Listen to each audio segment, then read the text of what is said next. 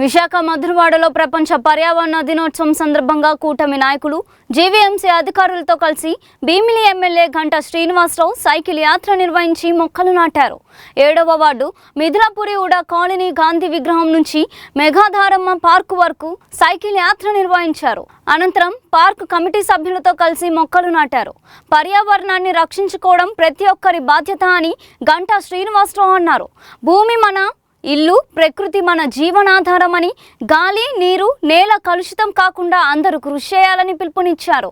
పచ్చదనం పెంచడం, ఇంధనాన్ని పొదుపుగా వాడడం నేటి అవసరమని తెలిపారు.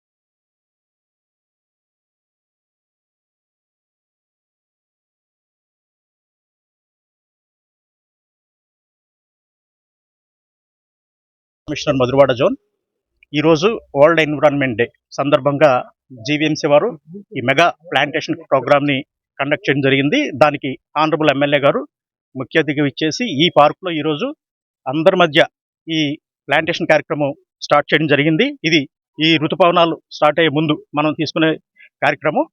వరల్డ్ ఎన్విరాన్మెంట్ డే అంటే అందరికీ తెలుసు, మన ఈ పర్యావరణాన్ని కాపాడుకుంటే అది మనం రక్షిస్తుంది. ప్లాస్టిక్ని వాడకం తగ్గించాలి.